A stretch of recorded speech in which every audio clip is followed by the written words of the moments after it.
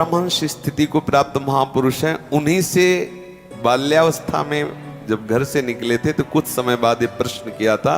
नजबगढ़ स्थान गंगा किनारे है, श्री ओंकारानंद सरस्वती जी उनका नाम था, वो अंतर ध्यान हो चुके। तो उनसे प्रश्न किया था कि महाराज जी, कोई भी शारीरिक काम चेष्टा ना होने पर भी उपासक के शरीर से जो वीर्यपात होता है, क्या उसका ब्रह्मचर्य क्षीण माना जाएगा?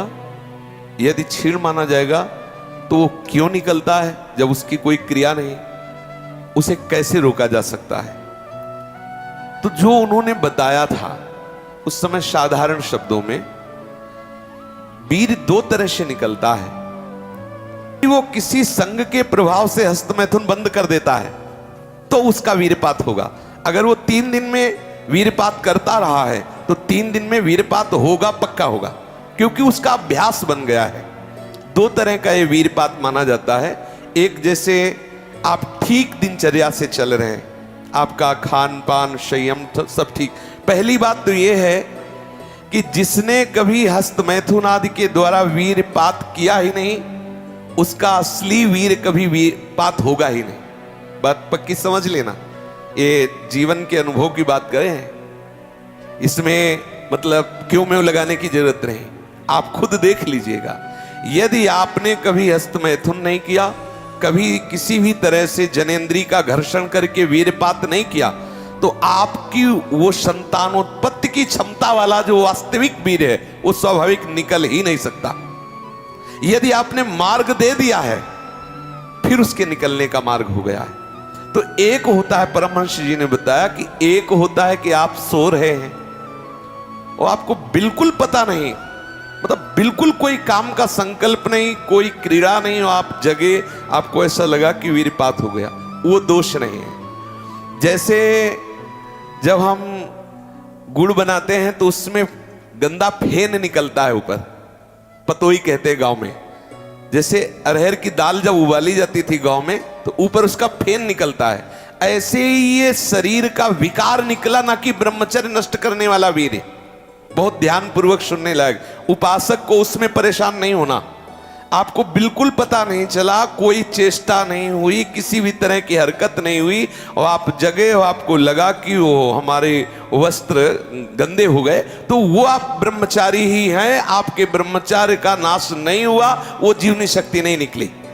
और आप हस्तमैथुन या अन्य क्रियाओं द्वारा वीर्यपात करते रहे और आज आपने रोक दिया कि आज से नहीं करूंगा, तो बंद नहीं हो जाएगा, वो चलेगा। अगर आप ठीक नियम से चलेंगे तो 6 महीना लगेंगे आपको उसको कवर करने में, 6 महीना लगेंगे।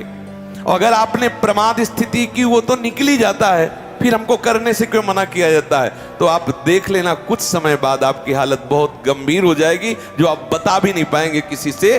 क्या गंभीर हो जाएगी? आप ऐसे ही साधारण क्रियाओं में ब्रह्मचर्यहीन हो जाएंगे, ऐसे ही छुएंगे वैसे आप ब्रह्मचर्यहीन हो जाएंगे। ये हम सब महापुरुषों के अनुभव और मिले हुए लोगों से, सैकड़ों लोग ऐसे मिलते हैं जो अपनी स्थितियों को बताते हैं। तो जो संत महापुरुषों ने जीवन में अनुभव किया है, उसके आधार पर पहले साधक को चाहिए कि ये देख ले कि हमारे द्वारा कोई हस्तमैथुन आदि क्रियाएं, जो निंदनीय क्रियाएं, वो तो नहीं हो रही। एक हमारे अंदर मान्यता बैठ गई है कि वीर क्षरण में ही आनंद है, ये साधक को छोड़ना होगा। जिनके दिमाग में बैठ गया है कि वीर क्षरण करना ही, कुछ लोग कहते हैं आप हस्तमैथुन को मना करते हैं और ब्याह हुआ नहीं है तो क्या करे, बलात्कार करे? ऐसे दुष्ट लोग हैं। क्या तुम्हारा जीवन का आनंद केवल इतना ही है?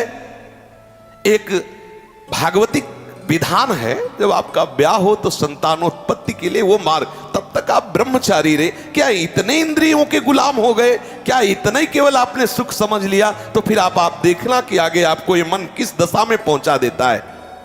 तो जो नव युवक जन है, साधक जन है, वीर्यपात में यदि उनका कोई स्मरण नहीं रहा और वीर्यपात हो रहा तो घबराने की जरूरत नहीं। और यदि स्वप्न में आपने स्त्री आदि का संयोग देखा, या कोई ऐसी घर्षण आदि क्रिया हुई, या कोई ऐसी कामोत्तेजना जनित, और फिर आपका वीर्यपात होता है, तो आपके गंदे विचार और पूर्वाभ्यास के कारण होता है। ये बहुत ही गंदी बीमारी है जो आपको अंदर ही अंदर खोखला करती जाएगी। ये जो शुक्रपात, वीरपात, वीर स्खलन, स्वप्न दोष जिसे कहा जाता है, ये दैहिकी वीरपात और व्याधिकी वीरपात। दैहिकी वीरपात जो स्वाभाविक हो जाता है उसमें बिल्कुल आपकी हानि नहीं, कोई दोष नहीं।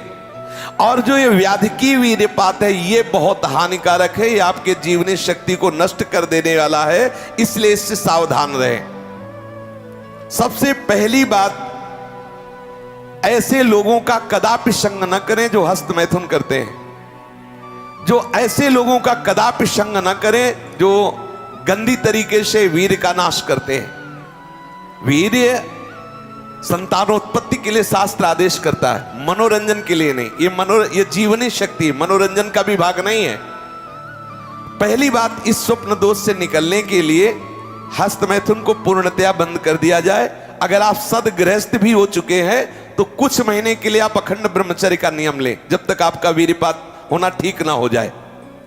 आप वो हानिकारक जो कामोत्तेजना बढ़ाने वाले भोजन है उनको छोड़िए, जैसे अत्यधिक नमक, बहुत कड़वी लाल मिर्च, और जैसे बहुत ही वो मीट मसाला आदि जो बहुत ही कड़वा तीखा, ऐसा गरम मसाला, और बिल्कुल गर्मा गर्म भोजन। ये आपके स्वप्न दोष के ठीक होने की बात है। यदि आप स्वप्न दोष से बचना चाहते हैं तो अत्यधिक नमक, बहुत कड़वी मिर्च, बहुत ही वो उष्ण गर्मा गर्म भोजन, बहुत गर्म मसाले से बना हुआ भोजन, और अत्यंत खट्टी चटनी, जैसे इमली की है, कच्चे आम की चटनी है, और मांस। ये जो लोग कहते हैं कि मांस ताकतवर होता है, तुम्हारी चर्बी बढ़ा देगा, ताकत नहीं। ताकत कहते हैं संकल्प शक्ति को। ताकत शरीर शक्ति प्रधानता नहीं होती। संकल्प शक्ति का एक महात्मा पूरे समुद्र को अंजुलि में पी गया। देखो, संकल्प शक्ति, शरीर की शक्ति एक सीमित शक्ति है, संकल्प शक्ति एक महान शक्ति है। जो ब्रह्मचर्य से युक्त होता है उसकी संकल्प शक्ति बढ़ती है। भले आप मांस खा के मोटी चर्बी और आप व्यायाम करके दिखा सकते हैं कि देखो मैं ब्रह्मचर्य क्षीण करता हूं लेकिन बलवान हूं, लेकिन आप आत्मशक्तिहीन है। वो आपका मोटा हो जाना बलवान नहीं है, आपके सुंदर सुंदर मांसपेशियां निकल आना वो बल नहीं है। आप शक्ति, बलवान वो है जो आए हुए आंतरिक वेगों को सह जाए। आए हुए आंतरिक वेग को जो सह गया वही बलवान है। ये जो मछली, अंडा, मांस खाते हैं ये कभी इस रोग से मुक्त नहीं हो पाएंगे। और जो लोग कहते हैं मैं तो खाता हूं मेरे अंदर नहीं, विश्वास मत मानना, पक्का झूठा है वो। जो शराब पीता है वो अपने वीर को पवित्र नहीं रख पाएगा।